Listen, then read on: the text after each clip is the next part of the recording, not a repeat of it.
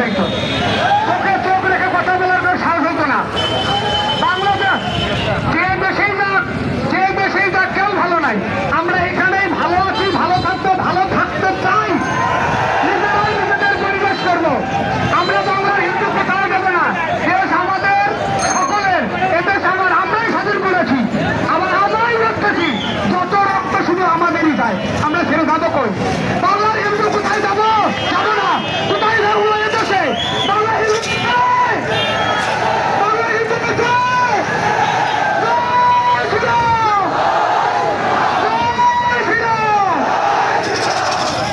কৃষ্ণ শুধু ভক্তবৃন্দ, সংগ্রামী ভাই বোনেরা আমার, আমাদের যে ছাত্র পরিষদ থেকে আমাদের যে দাবি, আমাদের আট দফা দাবি, আমরা এই 8 দফা দাবি না মানা পর্যন্ত আমরা কেউ রাজপথ ছাড়বো না।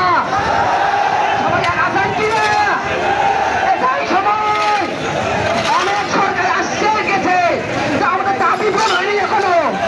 আমরা প্রতি বছর মাঠ খাই, প্রতি বছর আমাদের ধর্মে দাঁড়িয়ে দেয়। সবাই এক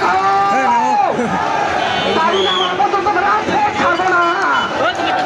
আমাদের 8 দফা দাবি আমরা পূরণ করবো না পারা পর্যন্ত আমাদের যত রক্ত কাঁদলে কেন আমরা রাজপথ ছাড়বো না।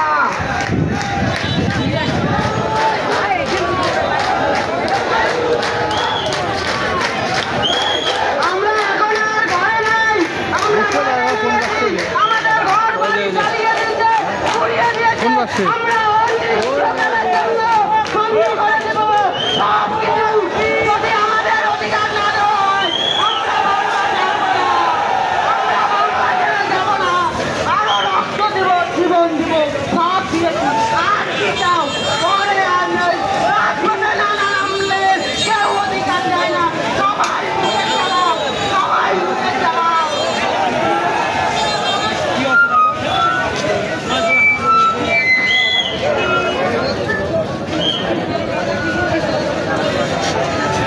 সংগ্রামী সনাতনী ভাই বোন ও বন্ধুগণ, আপনাদের সবার উদ্দেশ্যে বলতে চাই, আপনারা হয়তো অনেকেই জানেন, অনেকেই আবার জানেন না আসলে আমার দাবিগুলো কি। সবাই কি জানেন? আমি এই দাবিগুলো পেশ করতে চাই আপনাদের সম্মুখে। সম্মানিত ভাইয়েরা, আমাদের এই দাবিগুলোর মধ্যে প্রথম দাবিটি হচ্ছে সংখ্যালঘু কমিশন গঠন। সংখ্যালঘু কমিশন গঠন করলে কি হবে?